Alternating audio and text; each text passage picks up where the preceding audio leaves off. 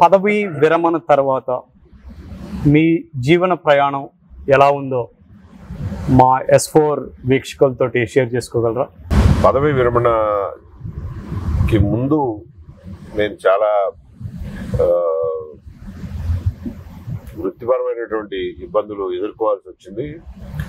జగన్మోహన్ రెడ్డి గారి ప్రభుత్వంలో నా మీద పెట్టినటువంటి తప్పుడు కేసులు, తప్పుడు అభియోగాల్ని ఎదుర్కొంటూ ఓ పక్కన సమాజంలో నోటి మాటగా అడగకపోయినా కానీ కళ్ళతోనే ప్రశ్నించే వారికి సమాధానం చెప్పుకుంటూ నా నిర్దోషిత్వాన్ని నిరూపించుకుంటూ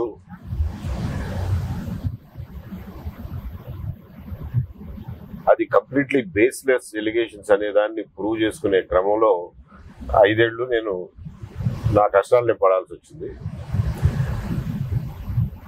పదవి విరమణ ఏ పరిస్థితుల్లో జరిగిందో ఒక రకమైన డ్రమాటిక్ సర్కమ్స్టాన్సెస్ లో జరిగింది. దాన్ని మీరు అందరూ చూసే ఉంటారు. ఆ రోజున కూడా నేను ఒకటే మాట చెప్పాను. పదవి విరమణ సందర్భంగా మీడియాతో మాట్లాడుతూ, నేను ఒక ఇంజనీరింగ్ గ్రాడ్యుయేట్ని, ఇంజనీరింగ్ పోస్ట్ గ్రాడ్యుయేట్ని. ఎన్నో లక్షల మంది ఇంజనీరింగ్ గ్రాడ్యుయేట్లని నేను కూడా కాలేజీ చదువు అయిన తర్వాత ఏదో ఉద్యోగం చేసుకుని బతుకుదాం అనుకునేవాడిని. అంతకుమించి నాకేది నేను ఈ సర్వీస్లోకి వస్తానని, ఇవన్నీ జరుగుతాయని చెప్పి నేను ఊహించి రాలా. ఇంజనీర్గానే కంటిన్యూ అయి ఉంటే ఏ అమెరికాలో ఉండేవాడినో, లేకపోతే దేశంలోనే ఏదన్నా ఒక పెద్ద ఆటోమొబైల్ సంస్థలో ఒక పెద్ద ఉద్యోగంలో ఉండి రిటైర్ అయ్యేవాడినేమో. ఎందువల్ల వచ్చానో తెలియదు కానీ ఈ సర్వీస్లో వచ్చి పడ్డాను. వచ్చిన తర్వాత నేను సర్వీస్ కండిషన్స్, అలాగే అందులో నా పాత్ర, దీన్ని ట్రైనింగ్ సమయంలో అర్థం చేసుకున్న తర్వాత ఇది చాలా బాధ్యతతో కూడినటువంటి సర్వీసు. ఇది మామూలుగా ఇంజనీరింగ్ ఉద్యోగం చేసినట్టుగా కాదు. సమాజం పట్ల, మనుషుల పట్ల, ముఖ్యంగా మనుషుల పట్ల, వాళ్ళ కష్ట సుఖాల పట్ల ఒక ఎంపథీ ఉండాలి. ఒక సహృదయంతో వాళ్ళ సమస్యలను అర్థం చేసుకుని చట్టం ఇచ్చినటువంటి వెసులుబాటులను ఉపయోగించుకుని వాళ్ళకి న్యాయం చేయడానికి ప్రయత్నించాలి. ఇది చాలా బాధ్యతతో కూడుకున్నటువంటి పని. ఇందులో ఫిజికల్ కష్టం కంటే కూడా చాలాసార్లు అన్యాయం జరిగిన వాళ్ళని రక్షించే క్రమంలో కొంచెం శక్తివంతమైన శక్తులతో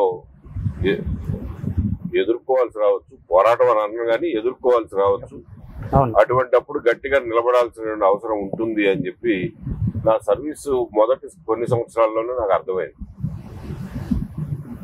ఇటువంటి శక్తులతో పోరాడాలి అని అన్నప్పుడు నేను నా వ్యక్తిగత జీవితాన్ని చాలా స్వచ్ఛంగా, క్లీన్ గా ఉంచుకుంటే తప్ప, లేకపోతే నా బలహీనతలే నాకు నా వృత్తి ధర్మానికి అడ్డొస్తాయి అన్న అవగాహన ఉండి ఎటువంటి బలహీనతలకి లోను కాకూడదు, ఎటువంటి ప్రోద్బలాలకి, ఎల్యూర్మెంట్స్ కి లోను కాకూడదు అనే నిర్ణయాన్ని నాకు నేనే తీసుకున్నాను. దాన్ని నా కెరీర్ మొత్తం ఆచరిస్తూ వచ్చాను. ఇలా ఉండే టైంలో కొన్నిసార్లు, ప్రతిసారి అని అనను కానీ 90% ఆఫ్ ది టైం మేము చేయదలుచుకున్నది చట్టం పరిధిలో చేయగలిగేవాళ్ళం. ఎవరికి ఏమి ఇబ్బంది ఉండేది కాదు. కాకపోతే బాధ్యతల పట్ల ఇంకొంచెం శ్రద్ధ ఎక్కువ వహిస్తే, మేము మా స్థాయిలో కొంచెం ఎక్కువ శ్రద్ధ వహిస్తే మా సబార్డినేట్స్ కూడా అదే స్థాయిలో సారు ఆలోచన ఇట్లుంది కాబట్టి ఆయనకి మనం వేరే రకంగా చేస్తే ఆయనకి కోపం వస్తుంది, యాక్షన్ తీసుకుంటాడు కాబట్టి వాళ్ళు కూడా దారిలో పడేవాళ్ళు. సో అలా లీడర్షిప్ ఇచ్చుకుంటూ డిపార్ట్మెంట్లో ఏ ఉద్యోగం చేసినా కానీ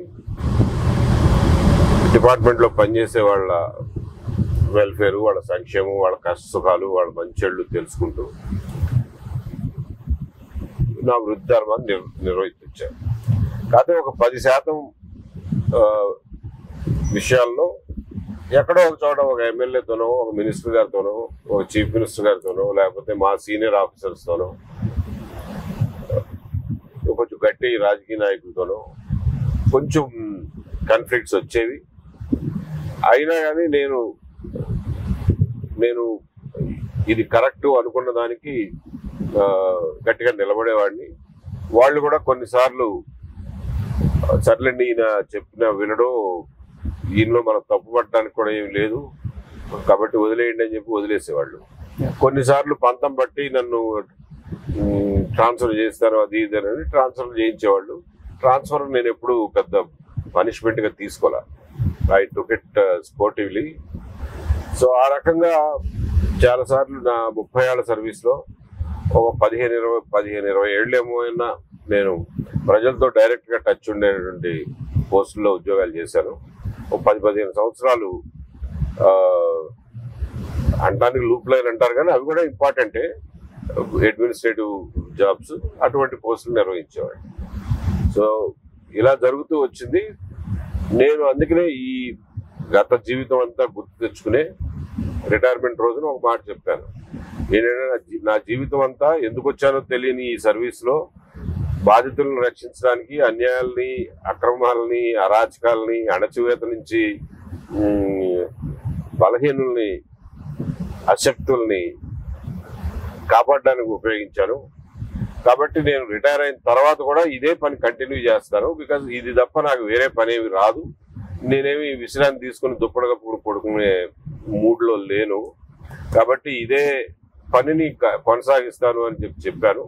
రిటైర్ అయిన తర్వాత కొద్ది నెలల పాటు ఆలోచించి చివరికి ఒక నిర్ణయం తీసుకుని ఏప్రిల్ 13వ తారీఖున ఇదంతా చేయడానికి రాజకీయాల్లో ప్రవేశించడం ఒకటే సరైనటువంటి మార్గం అని అనుకుని రాజకీయాల్లోకి ఎంటర్ అవుతున్నాను అని